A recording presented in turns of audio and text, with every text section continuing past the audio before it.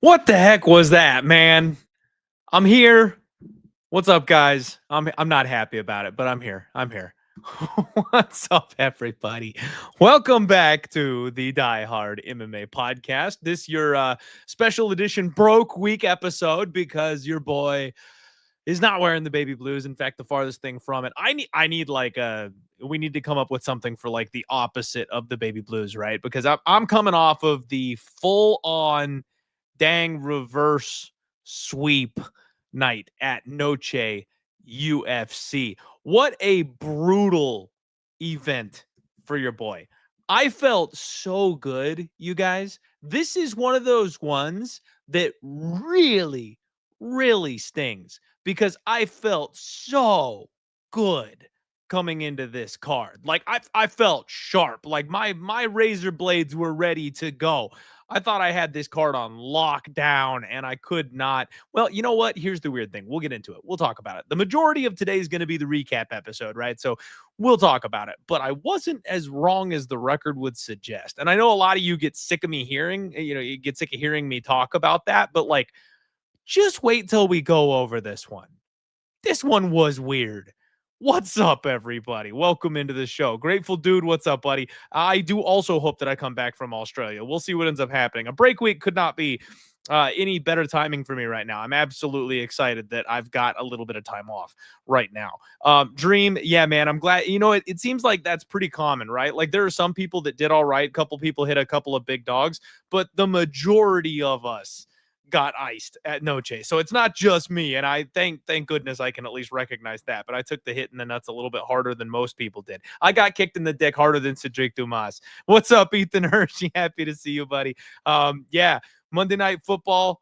Gotta love it. I'm going to keep an eye on it on the side here. I won't keep you guys too long this evening. It is a break week after all, so I'm going to go watch some football myself and go get some dinner. Louis Mack, what's going on? John Dong, what is up? Let's see. Yeah, Death Punch. We'll talk about that. People hate me, but we'll talk about that, right? Jeff K going on. Ninja Baker Daddy. How is it going? Yeah, the fall of the fighting nerds. My goodness. I really thought Gene Silva was going to save them, guys. I really thought that Gene Silva was going to be the one to keep them from the brink. And Dream, don't even get me started on the Vikings. JJ McCarthy injured with a high ankle sprain, going to be out for at least 2 weeks, maybe longer. Like, we are so hosed. And you know what? Real quick. Again, I know it's an MMA show, you guys. I apologize. But the Vikings are my team. You guys know I love my football. We have 3 O-linemen missing, including our starting all-pro center. Like, you can't fix that. You can't fix that. You need a scrambling running court. We would need Anthony Richardson behind center to be able to survive that type of situation, right? You would need a Justin Fields. You'd need somebody who runs more than they throw to survive that shit. When you've got a second start rookie quarterback back there and he's missing his center and 2 linemen who shouldn't be on the field are the ones trying to figure out the playbook and protect him, it's not going to go well. It's not going to go well. So our defense did its job. That really sucks because we win that. You run that back with our O-line and we win that game. Like, that's one of those ones where it's like 80%. We win that game so often it's not even funny. And our team is now just buried. Ethan, I hope you're right, buddy. I hope you're right that Carson Wentz gets it done because frankly, I don't know what to expect from Carson Wentz in the year of our Lord 2025. We could be absolutely dead. So that's rough. We'll see. I hope Wentz can come in and do the dang thing. The big thing is we need to get healthy. We've for week 2, man, we've got like the longest injury list in the entire damn NFL right now. So we will heal up. Brighter days are down the road. We have a very young quarterback. It'll get better. It'll be okay. Back to your regularly scheduled MMA programming, right? First off, let's go ahead and you know what? I'm gonna run this and then we're going to not worry about it later on in the show because there's no UFC this week, you guys, but there's tons of MMA action, multiple events happening on Spectation Sports. So let's hear from them real quick. Oh, left, right punch, uppercut, lands, oh my God! David Jones! Again, there's a straight Somebody gets dropped with another right hand, and that is it.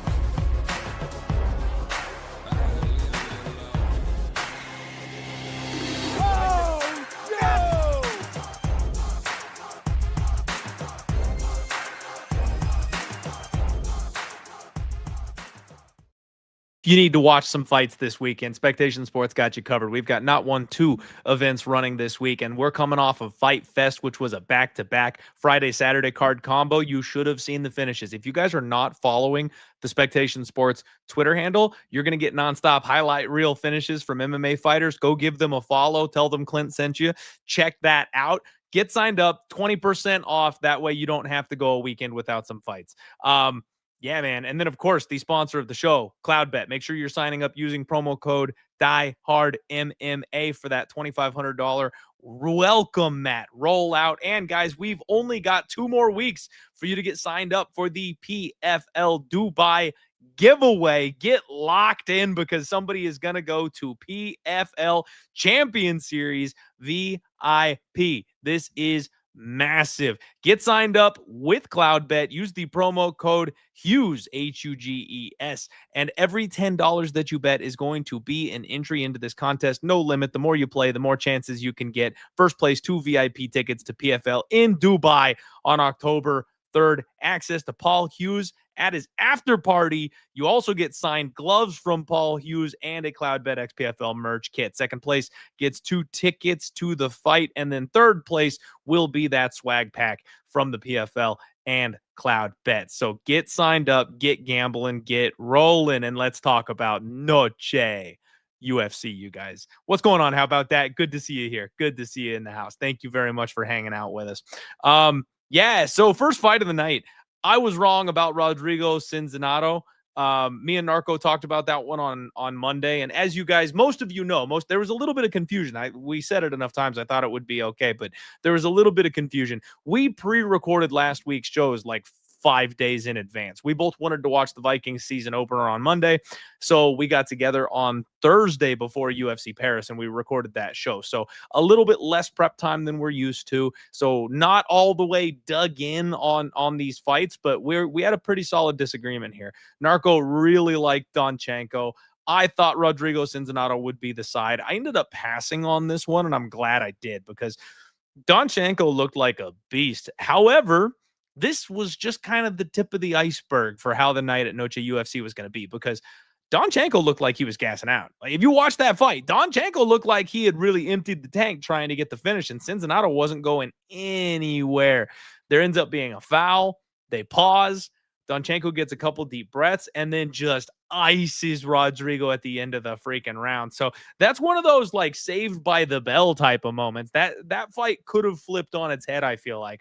From what I understand, I think Rodrigo is training out with Daniel Cormier now after being on his team at the Ultimate Fighter. So that's a kid, even though he lost the fight, Cincinnato somebody I think I want to kind of circle and just keep my eyes peeled for. You know, I think that's somebody we can keep a lookout for at the for his next couple fights and see what happens. My first bet of the evening though was the second fight of the night, and that was Montserrat Rondon and Elise Pereira, not Alex Pereira's sister. Now we made a deal.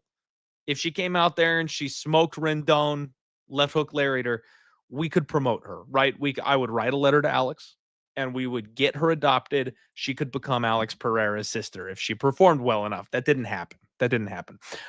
So the opener, you guys, this was a strictly gambling, like gamble theory play for me. Pereira 6-0. I hate these young, limited experience debutantes. I normally don't play them, and I definitely don't lay chalk on them. Personally, I was not about to put my money on Montserrat Rendon. If you got the plus 300 at the opener, that was an okay bet. But when she was down at like plus 170, plus 160, like I wasn't touching that. So as this line crashed closer to pick 'em, at like minus 140, I'm like, how do you not just buy low on the market, man? Somebody a whole lot smarter than me with access to inside information said that this girl was going to be a minus 400 favorite in this spot against a walking punching bag in Montserrat Rendon. So I'm like, at minus 140, I'm going to take the shot, right? Like, again, strictly game theory. Like, I think she's younger, she's faster, she's more technical. I thought that should make the difference, right? And at that price, I got to take the step. It was a close fight.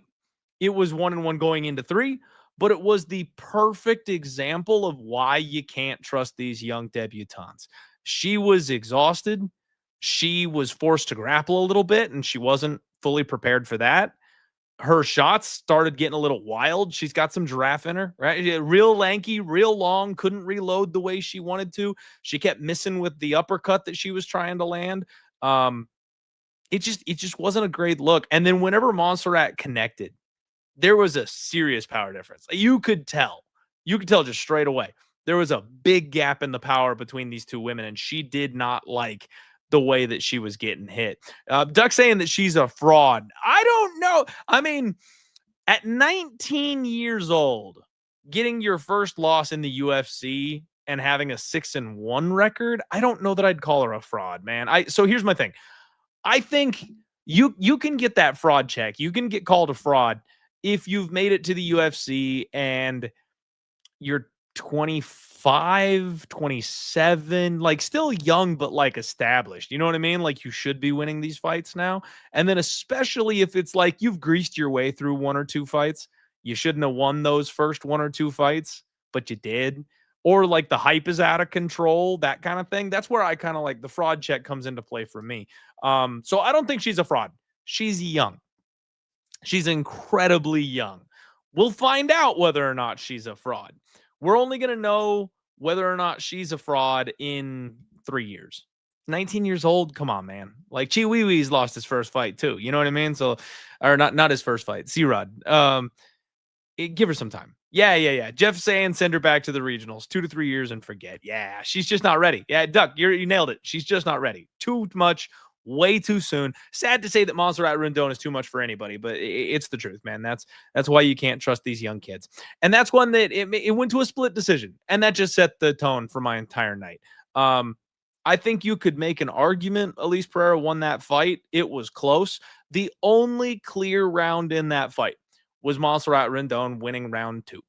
That's the real issue for me. You guys know how I feel about this. When there is one round that one fighter clearly won and the rest of the fight's up in the air, you kind of got to give it to that fighter, in my opinion, right? Like, if we're talking, don't get me wrong, I want money.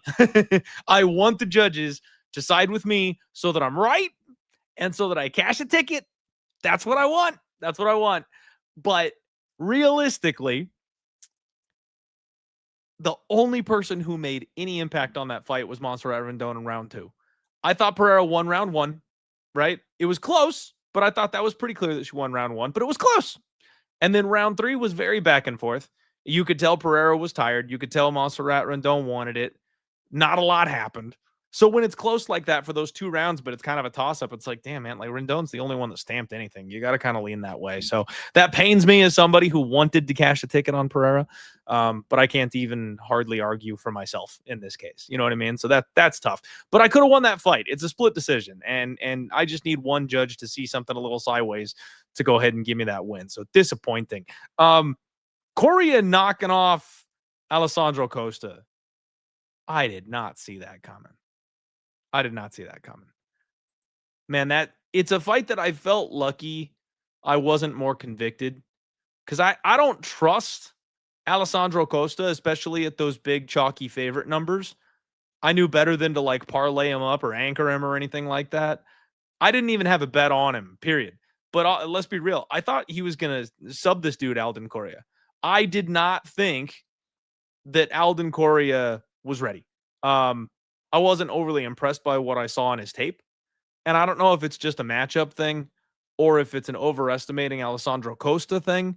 But I was not expecting Alden to come in there and look like prime Anderson Silva because he looked good, man. Alessandro Costa couldn't get him down. He couldn't keep him down. And then when they were striking, Alden was landing whatever he wanted. He was dictating the range and the space. Like it, frankly, it was a phenomenal performance. And he was a big 3-1 underdog. I know some sharps. I think Narco cashed actually. So I know some people made some money on Alden, but I was never going to be one of those people. The best I could do in this situation was avoid losing money. And that's what I did. So I'll take that. You know what I mean? A penny saved is a penny earned. I wasn't going to ever be on the dog, but I did think about doing something with Costa. So the fact that I got out of there without losing money, I'll take it. Give me that. I'm okay with it. But still, crazy start to the card the way those first couple of fights went. And then it just got wilder from there. So I'm really upset because you guys know, Narco made fun of me. I get dragged online by everybody every damn time. Dumas is going to whoop Zachary Reese's ass. I'm still saying it, man. I am so pissed off that this fight went the way that it did. 60 seconds in, Zach Reese kicks Cedric Dumas in the dick so hard the guy can't continue the fight. Oh, I mean, how often does that happen? I know we get cup checks and stuff like that all the time, but like something was wrong there, man. They had to stretcher him out of the octagon. That sucks. Like I've never thank God, like I've always been able to recover. Okay, story time. The worst cup shot I've ever taken, unfortunately, was a time when I was not wearing a cup. Your boy played offensive line in high school, so I was a very good offensive lineman, and a buddy of mine hit this guy and spun him around. So he spun like a top, right? Like he gets just my running back smashes this guy, just plows right through him like he doesn't exist, and it completely spun him around. So when he spins, he does it like a ballerina, like to keep his balance, like one of his legs kicks up and spins out, and your boy got a cleat right in the dick. And thank God it was like a high school cleat. So it wasn't spikes, right? It wasn't like a track cleat. It was like an old shitty football cleat. So it was like the big plastic chunks. But let me tell you, it doesn't make much of a difference when it hits you right in the ball sack. So it didn't feel good whatsoever. That was the one that like they had to give me a minute. Like the whole game had to be paused. I'm laying, like Yamcha down on the football field, turtled up, and like I need a minute. So I've felt some pain there in my life before, but I've never had to be stretchered. Even from that one, I was able to recover and get up. I did tell some people online because seriously, there were some people out for blood, man. There were some people that were, and don't get me wrong, I'm not standing up for Cedric Tomas, right? Like he's not necessarily the most reputable human being or the best signing the UFC has ever made. But there were some people that were calling him a pussy and stuff that I'm just like, man, like I would never call another man a pussy from being kicked in the dick like that. I just wouldn't. That's not in me to have that opinion, right? I've been hitting the cup where I could just kind of shake it off. And then one time in jujitsu class, actually, I had my cup get like shifted and it came down on top of one of my testicles. Like I didn't move. I wasn't moving for a long time after that. So I'm just saying, like, so not all cup shots are made equal. The fact that he needed to be stretchered out there pretty much lets me know that he was telling the truth about how bad that hurt. But the thing that sucks for me is that he looked good for the first 50 seconds. And again, people make fun of me for saying that because it was literally only 50 seconds. But guys, go back and look at some of the other Cedric Dumas fights. We've seen him conceding space in the cage. We've seen him shooting shitty takedowns. We have seen him not throwing. We've seen him TKO'd on one of them, right? Like we've seen some really bad first couple minutes of Cedric Dumas fights. Even in fights that he went on to win, we have seen him look bad in the first minute or so. He looked great for that first 50 seconds. Again, small window. I know. I can hear the keys clacking, like calm down, everybody. I'm not guaranteeing victory or anything like that, but I'm just saying I liked what I saw. He came out measured. He came out aggressive. It looked like he already had the distance and his timing down. Zach Reese was kind of having a little bit of trouble finding him in there. I liked what I saw. And at plus 230, I was very happy with what I saw. So it just sucks because I feel like the one win that I was going to end up getting on the board ended up being a push. Now, the opposite is true, right? In gambling, a push is never a loss. A push is never a loss. It's nice that I didn't lose any more, but man, that would have really salvaged the night by quite a bit if my big bet on Cedric Dumas at plus 230 would have come through. And if they rebook this thing, I will bet him again. I know you guys are going to laugh at me, but I'll do it. I'll do it again. And they're not going to give me that number. You know they're not. It's going to open at plus 180. It's not going to open up at plus 260. Like, I'm going to lose a massive amount of value the next time that number drops. And I say, Jeff, I see you. I know. Like, you guys all think, but Zach Reese's ass, man. I'm convinced. Maybe it saved me more. We'll find out. I hope they rebook it. If they ever were to give Dumas one more shot at the UFC, it better be rebooking the Zach Reese fight. Let these two bums go at it in the cage. I want a chance to win that plus money.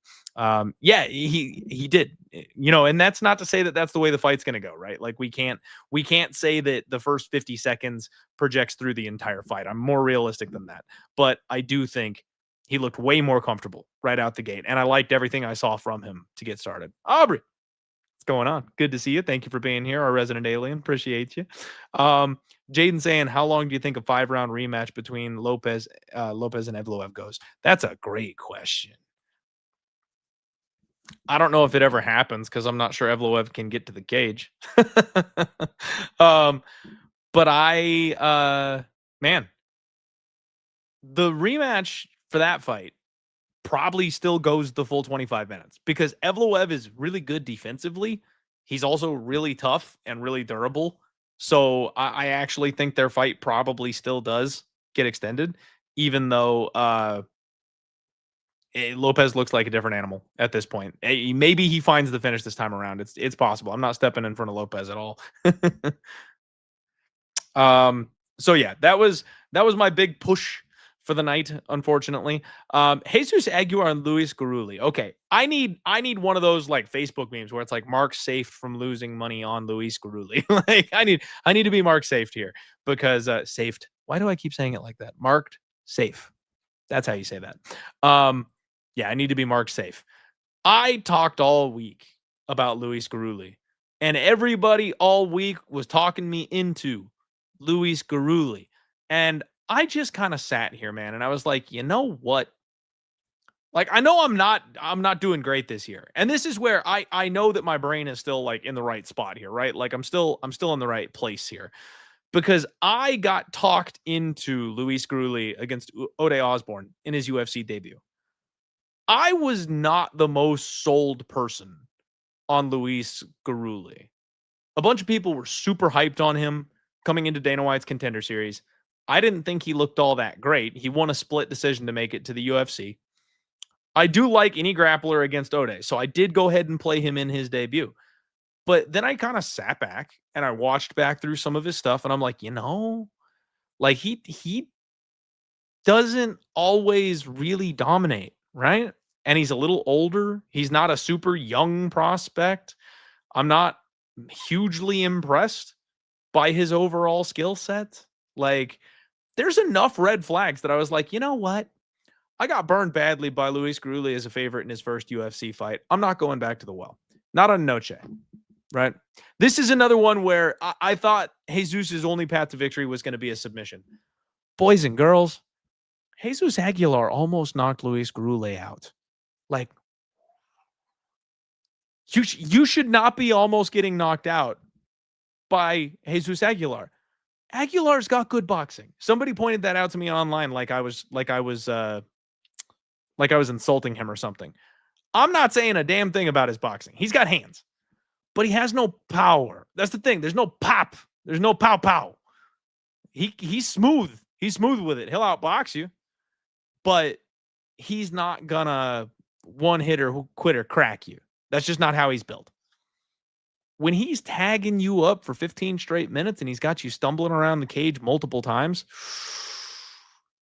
that's a red flag, ladies and gentlemen. And I mean, why? I know you got to watch out for the guillotine, but Luis Grule's whole thing is he can double leg you. He can wrestle you. He can pin you up against the fence. He can make it ugly. He can drag you to the cage. Like, that's what he does. Why did he never shift gears in this fight? Now I know he got his front leg chopped up, so maybe it has something to do with that, right? Like maybe he was compromised, maybe he couldn't balance, maybe he couldn't get the push off he would need to be able to do that kind of thing. So I'm not sure, but I just feel like he had a plausible plan B and then just never went to it, which is another red flag. Which is another like, what are you doing, bud? Because you could wrestle and you just never did. It bad game plan. Got beaten up right out the gates.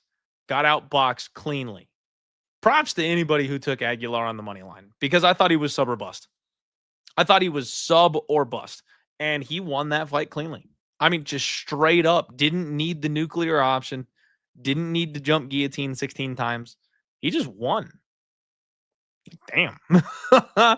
Congrats, Aguilar, man. I wish I had sniffed that one out. It's funny because the Costa fight, I was cautious, but I was never going to sniff it out. I could have sniffed this one. I'm not a Gurule guy. I could have sniffed this one. So I'm a little bit disappointed. Little disappointed in myself I didn't get there on that one. Yeah, Miller. Put some respect on Lopez's name. I mean, here's the thing on that. We'll get there, right? We're not on to the main event yet. We'll get there. But I've always been a Lopez guy. I've been a Diego Lopez guy since he made it to the UFC. I've bet against him three times. I actually, up until this weekend, had a perfect record betting against him. I bet Evloev in his debut. I bet Volkanovski. And I bet Gene Silva. So I up until this time, was batting 1,000 on, putting Lopez in the right spots. So, but we'll get there. We'll talk about that one. Gurule really is just kind of mediocre. And I think that's what a lot of people are seeing. D, what's up, buddy? Thanks for joining the party, man. Hate to hear that you got whooped too, because all of us, man. I mean, that was like, geez. It was like I was back when my dad would take the belt out and bend me over his knee. Like, shit. It was a bad night. Tatiana Suarez and Amanda Lemos. This fight went about as perfectly as it could have. It went exactly as predicted. And this is, you know what? This is one of those ones where I struggle with because I got it right. I got it perfectly right. And I still didn't find a way to make money on it because Tatiana was a minus 400 favorite. And she was running for her life in the third round. She took a couple of big shots early, which we knew she was going to do. And then she sold out for that grappling.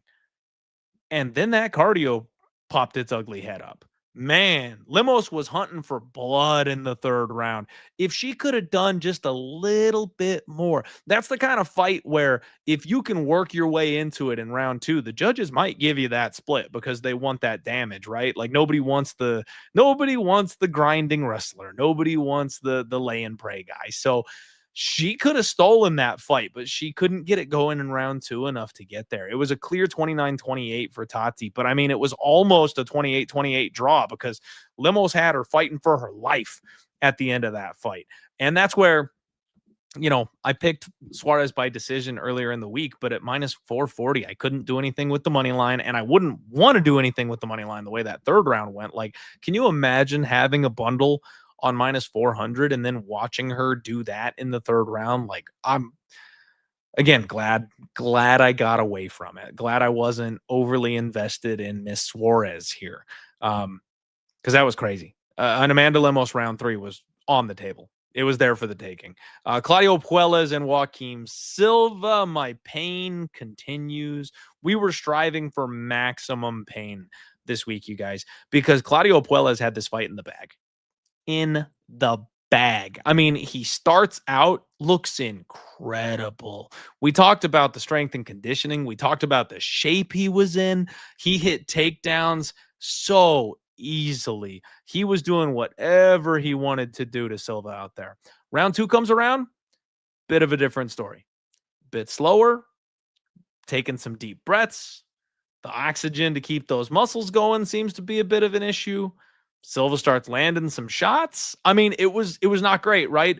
But the kid kind of boots and rallies, and in round 3, he came out looking for a fight. And guys, I got called insane for taking a shot on Claudio Puelles 10-1 by knockout. He floors Silva. I mean, just hits him with this 2-piece combo right on the jaw, snaps the dude's head around. I mean, my neck was sore after watching him take that punch. It was a big hit. It was a really big hit. It was there. Like he couldn't follow up on it. He had Silva running from him, and Silva stayed at range, and Claudio just didn't know what to do to get back into range and tag him another couple of times. We could have got there. The KO was there. The money line was there. And it's so painful because somehow I went from being right on the fight, winning a decent-sized bet to win 2 units, get me on track for the night, and also hit a 10-1 prop that not a soul talked about the entire week. Like, I went from just knocking this one out of the park to losing a split decision. How, you ask? The final 30 seconds. Oh. Does anything hurt worse than that?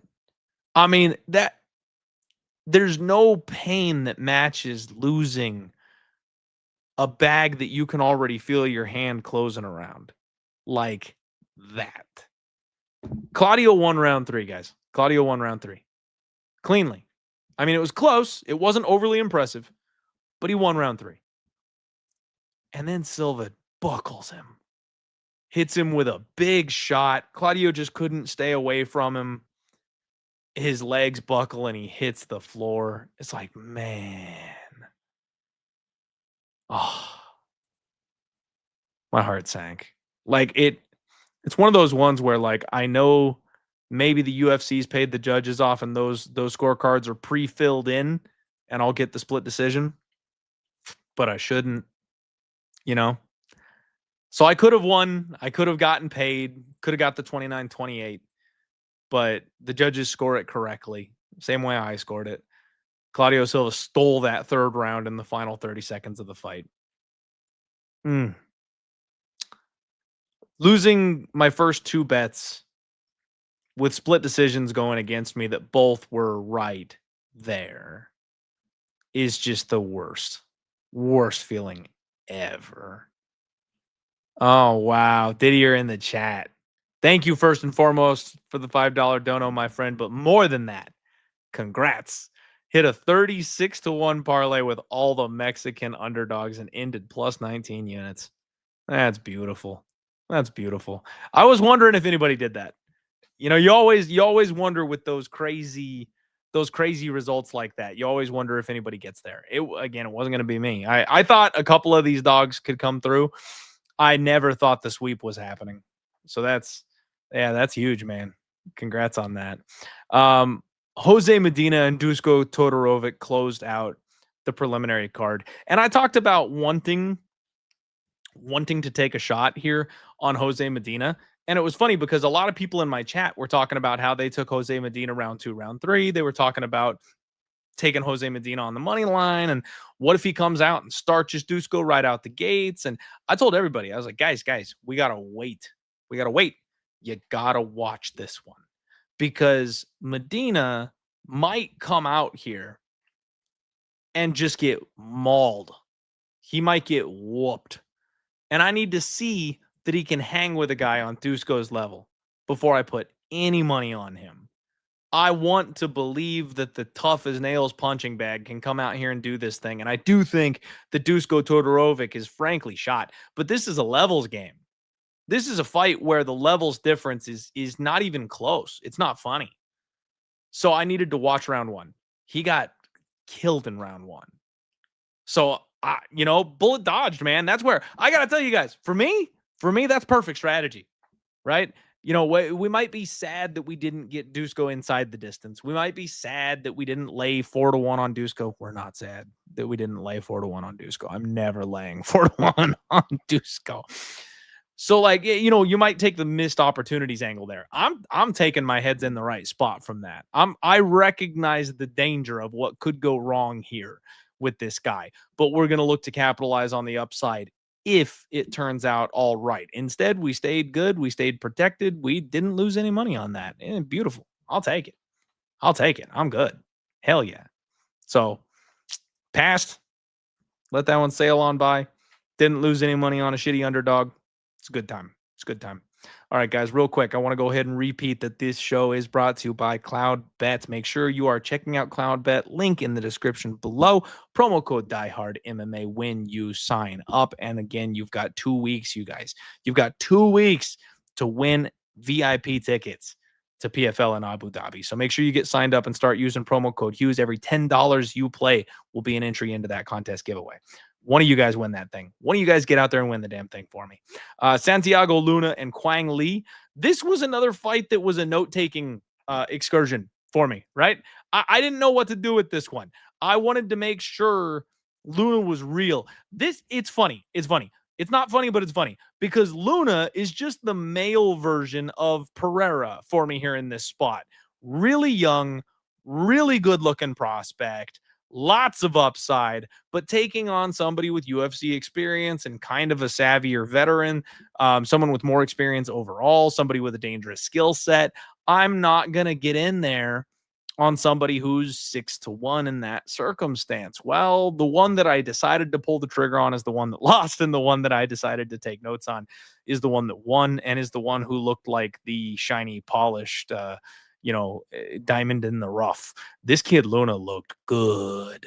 He gets tagged by Quang Lee right out the gates. And I'm thinking, I know I lost on Pereira, but I'm a genius because this kid's gonna just way too much, way too soon. He's about to get that vet lesson and some CTE to go with it, right? Like I thought I was golden here. And then he showed some real cojones. Like he got back up, showed off that Mexican chin, showed off that warrior spirit. Dude started bombing on Quang, and it didn't take long for him to flip that script. This fight lasted less than 3 minutes, and Quang Lee was out of there. This kid is good.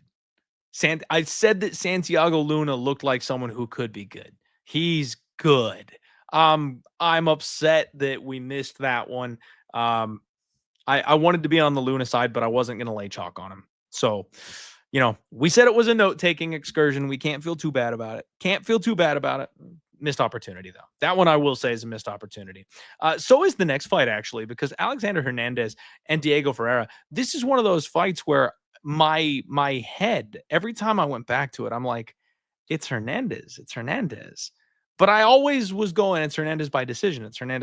I kept saying, I don't think the power thing is real. I don't think what he did against Chase Hooper is something he can do to Ferreira. He did exactly what he did to Chase Hooper to Ferreira. Like, frankly, he looked like he was losing this fight right up until the point that he won it, guys. This one's tough because if you cashed a ticket on Alexander Hernandez, like, congratulations. Like, great. That's awesome. I'm happy for you, right? I want you guys to get out there and make money. That's wonderful. But watching that fight, like, at what point did he look like he was in control? At what point did he look like he had this thing? I felt like Diego was winning that fight. Now, Hernandez is going to tell you he was setting him up, right? Hernandez is going to tell you that he was playing the long ball, right? He was working on that the whole time, set up his shot, found it, put it away. So you could take that approach. Sure, no problem. But to me, it looked like he was losing and then found the kill. Now, if he can put it all together, he's not old. He's got some veteran savvy now at this point. He's been in the UFC for a long time.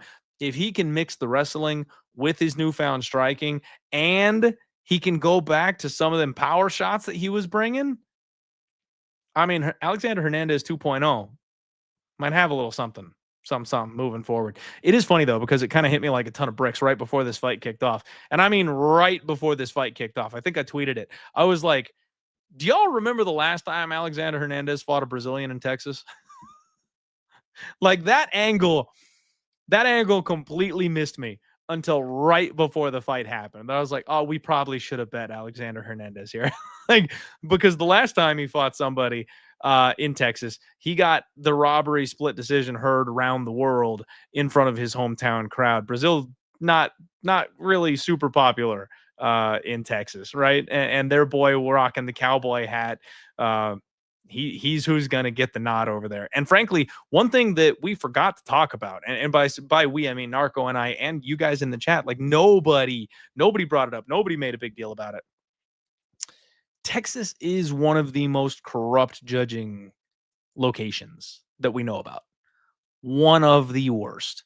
Like, you know who the A side is, and you know the A side is probably getting that rub, which frankly is why I'm a little upset at losing both splits, because you know Claudio Puelles was supposed to win that fight, and you know Pereira was supposed to win that fight. But those fights were just, they were close enough and bad enough that there was nothing you could do. But Texas, frankly, they give who should win the fight more often than not.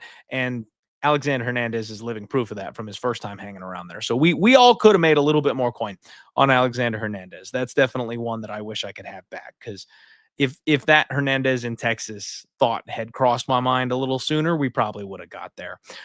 This is where I shot myself in the foot, and I paid for it in more ways than one. You know what? Let me see if I can find this actually. Kelvin Gastelum and Dustin Stolfus. Woof. Dustin Stolfus is a guy that you guys know I very much like. Kind of a mangy old dog. Somebody who doesn't get enough respect. Somebody who's in a lot of these fights, has an underrated skill set. Damn, I can't find it. It got buried. Okay. I wanted, oh God, hell no. That's not happening. I wanted Dumas. I'm sorry, I wanted Dumas. Geez, now you got me. Dylan, damn it. Dustin, I wanted Dustin as like a long shot, dog shot. And then Narco and I talked about it, and I kind of came to my senses, right? I was like, yeah, Kelvin's the side. It's Kelvin by decision, because it's always Kelvin by decision. He greases it out. He does exactly what he needs to do. The hand speed will be a problem. The cardio of Dustin will be a problem. But then two things happen. One, they face off, and Dustin's fucking huge. We all know Kelvin's in the wrong weight class. We all know Kelvin should be fighting at 170. So Dustin having such a massive size advantage and being a real natural and whole 185er, I was like, that could be an issue. We've seen Kelvin struggle in the grappling before. That could be an issue, right? And then Kelvin blew weight, and I mean bad. He came in at 191.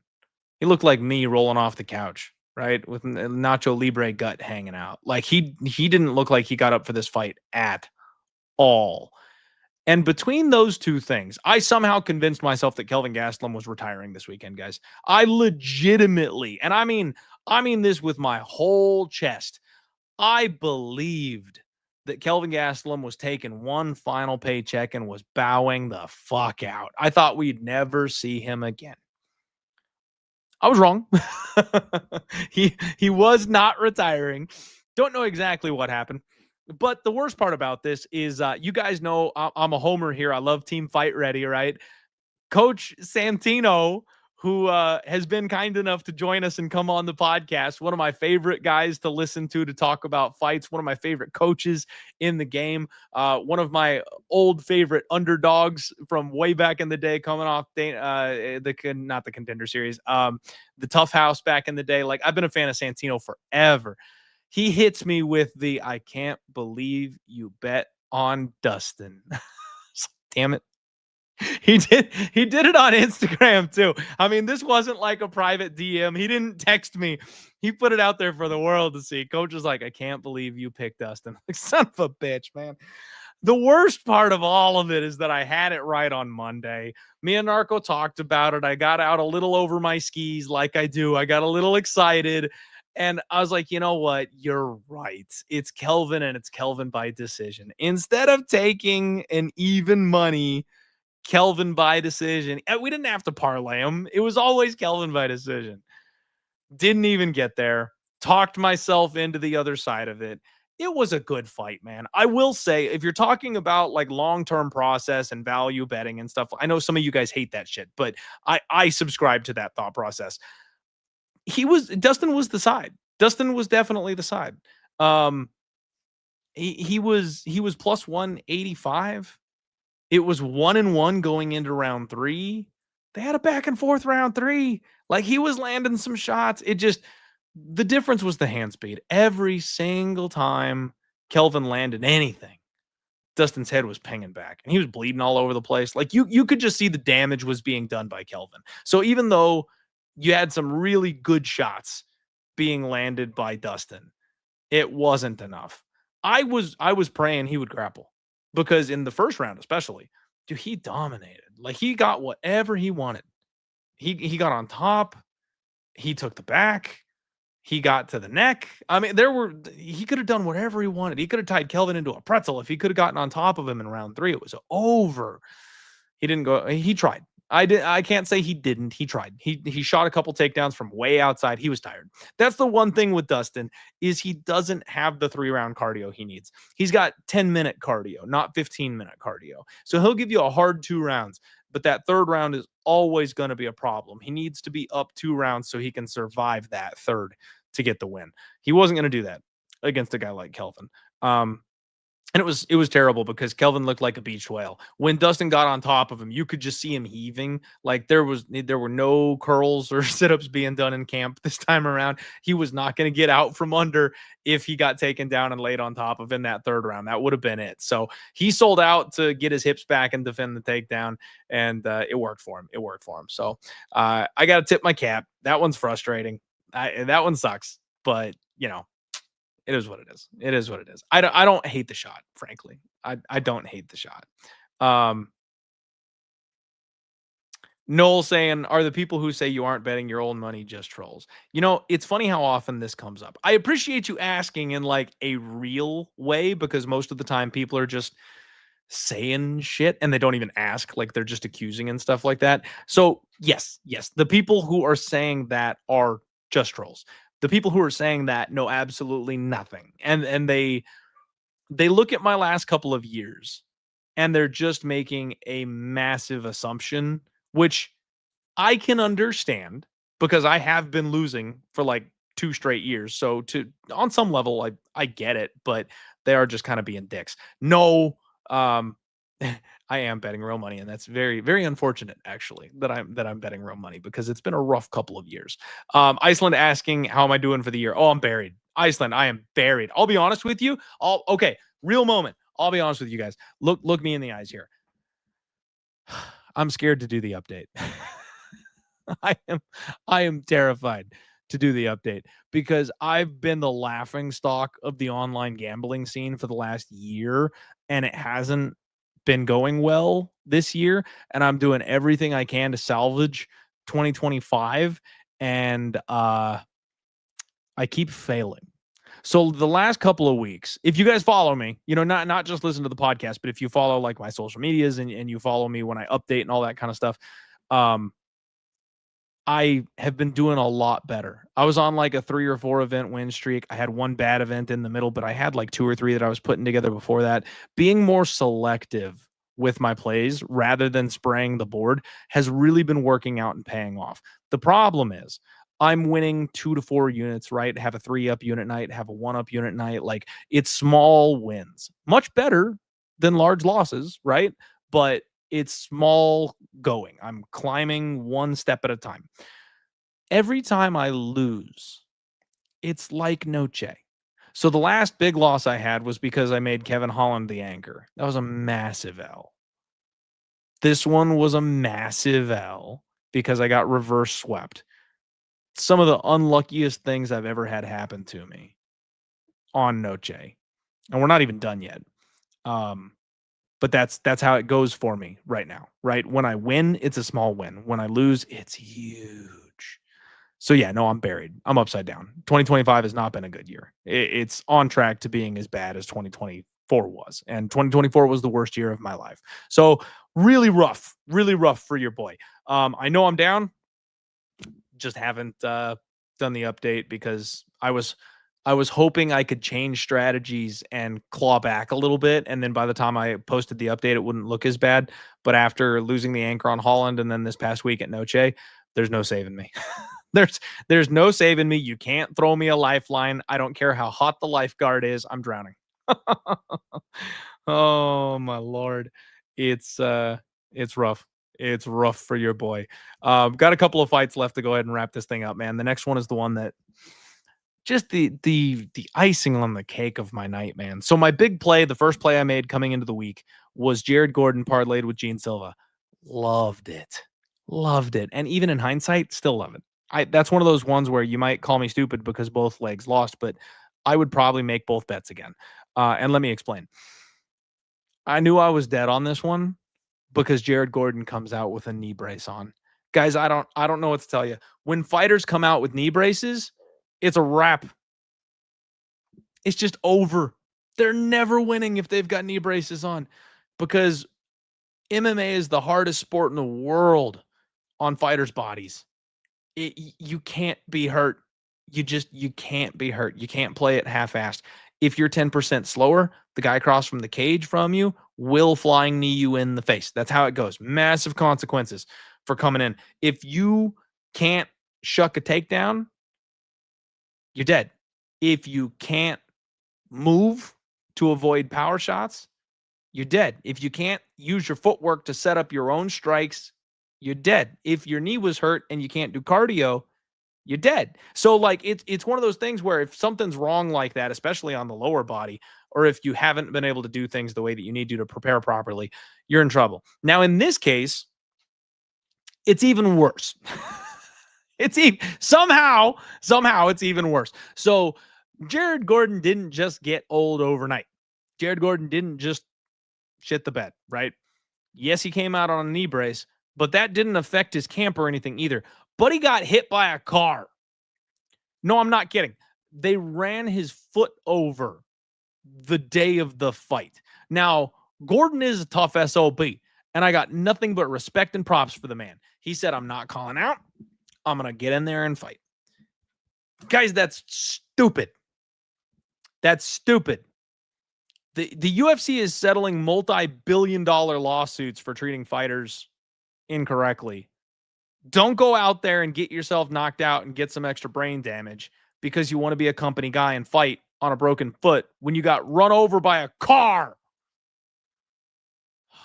Rant over. Yeah. So, no, he literally got hit by a bus. And that's what it took. That's what it took for him to lose this fight. Some very sharp people on the side of Rafa Garcia, and you got to wonder if somebody had this info, right? This is like football line movement level shit here. Somebody somewhere had to know because the line did come down. People were putting their money on Rafa Garcia. And frankly, you guys, Gordon looked like $1 million in round one. Round two was closer. It was actually egregious because the judges had it 2-0 Rafa going into the third, and that fight was 1-1. Gordon had Rafa hurt bad. This is the one where I'm like, somebody knew, somebody was paid off. I don't say fights are fixed. You guys know that's not me. I'm not that guy, right? Like I know they'll stack the deck. I know they'll make it as good as possible for one side, but they're not going to fix the fights.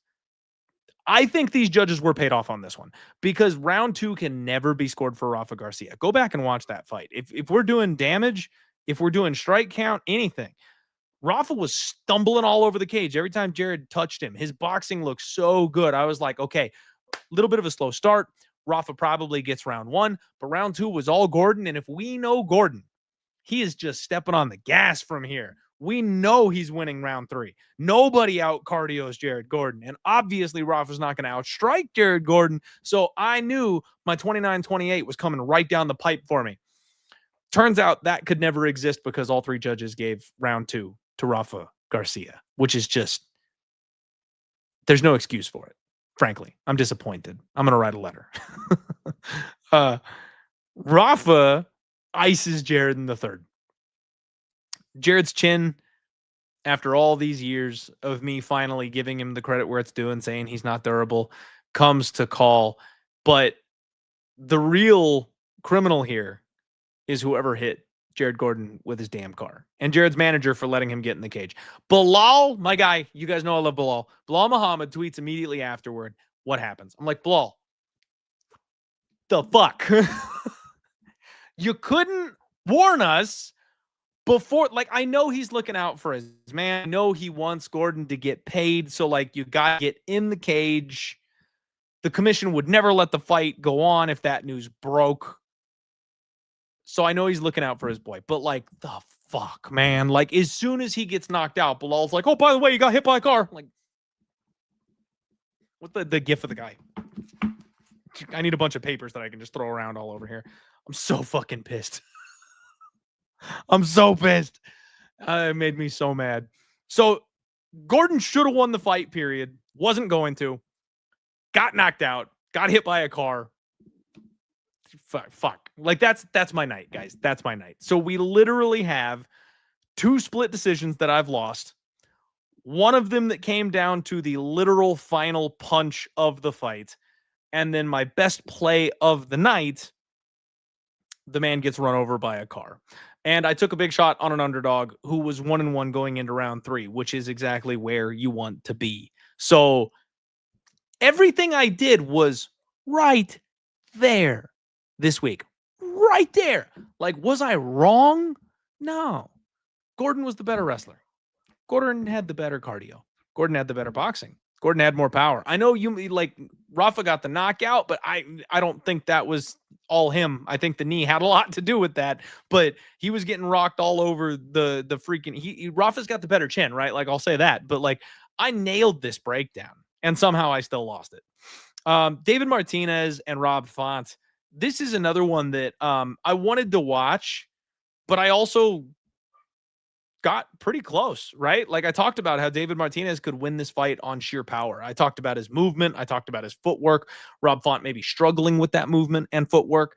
And that's exactly what happened. I mean, David Martinez finished Rob Font after the bell. That was weird. The ref didn't step in to stop it. He just thought the fighters would hang it up, apparently, once they heard the noise. And, you know, it's the ref's job to get in there and stop the fight. So Martinez gave Rob Font some extra damage. Still has not officially been finished within his MMA career, though. He made it to the final bell, technically speaking. But that'll be interesting to see if Rob recovers from that in his next fight. But David Martinez is legit, man. That's a big win. Being able to finesse a guy like Rob Font the way he did and come back and land big power the way he did, like, that was an impressive win from David Martinez.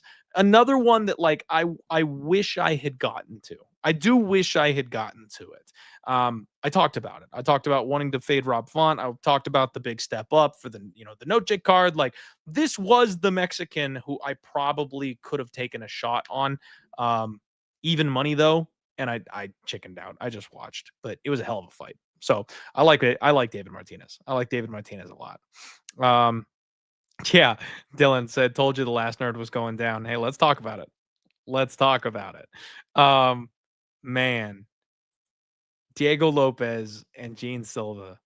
This fight was pure comedy, man. This fight was pure comedy. This is one of those ones where Silva gave it away on a silver platter. Another one where if they ran this fight back, even at the same number, I'm still playing Silva. Silva lost this fight via fight IQ. He makes a mistake in round 1.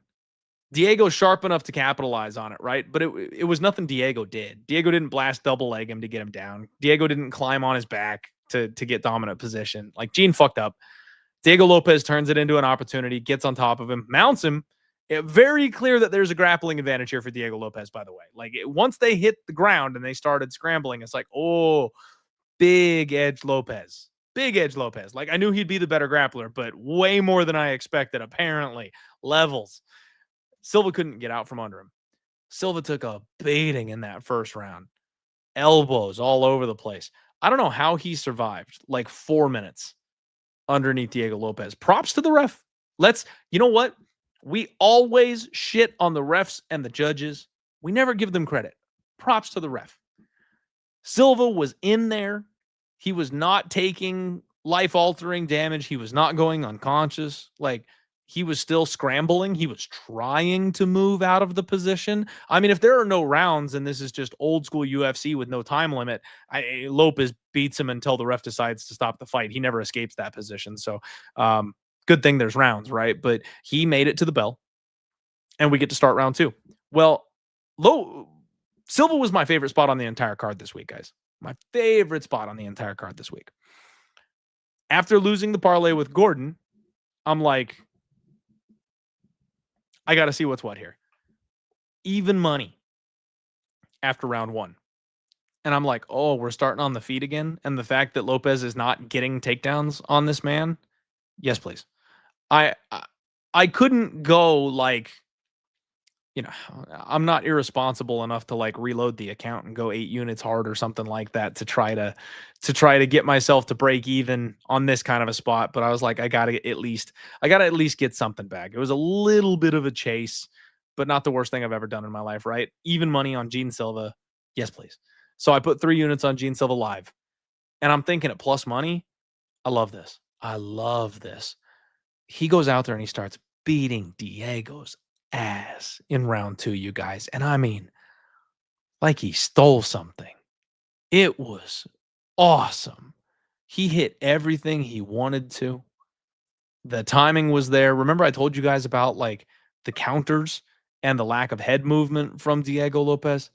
It was all there.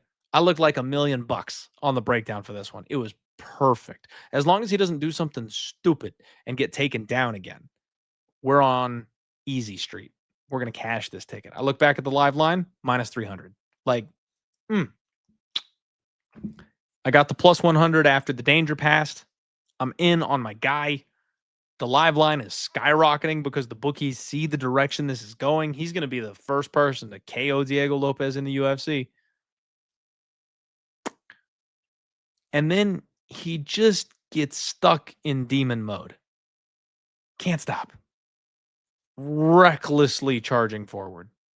Throwing 5, 6 spinning elbows. I mean, like, it's to that point where you start going, all right, Gene, buddy. Like, what are you doing? Like, Gene, slow it down just a little bit. Like, he got disrespectful, you guys. He got disrespectful. I think that's the absolute best way to say this. He beats Diego Lopez 9 out of 10 times. I am serious. 9 out of 10 times.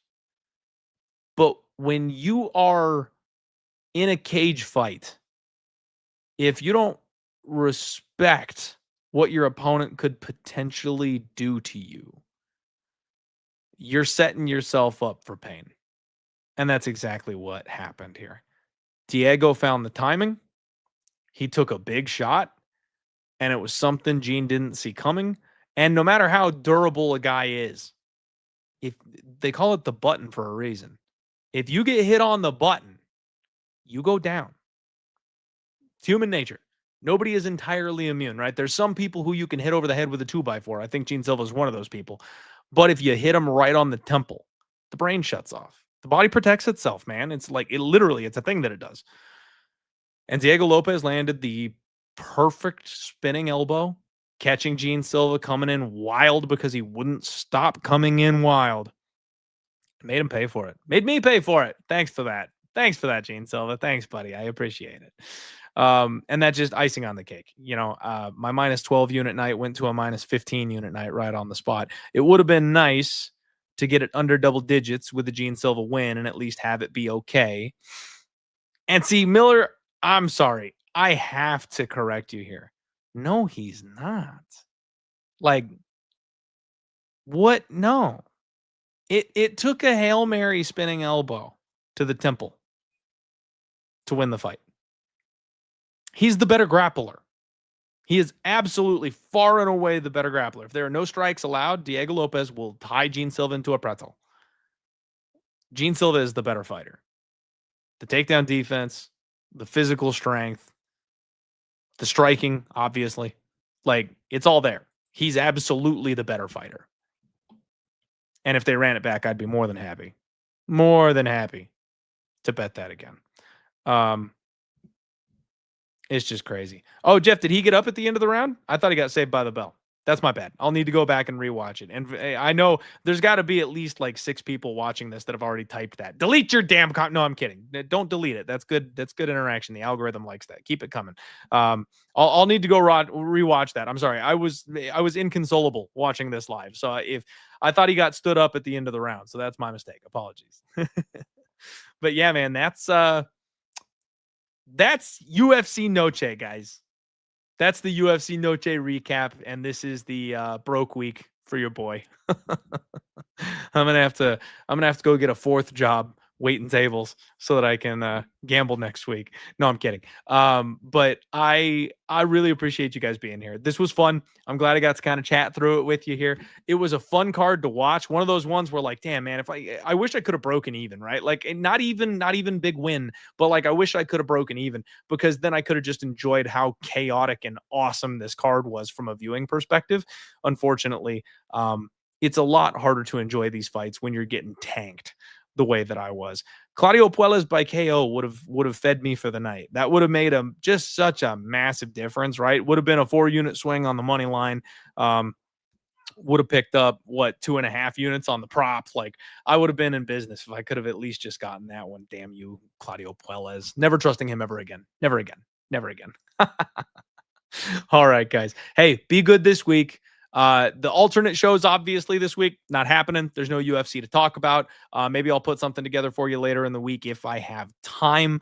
Grandpa getting out of rehab this week, so not necessarily going to have any time this week. You know, if I have a chance, I bring you guys whatever content I can. You know that. So if I can do a show or something like that, I absolutely will. But I can't wait. Reyes and Olberg is going to be freaking awesome. Dylan, I hope you're right. The man is coming back storming like a phoenix. You love to see it. But we'll see. We'll see.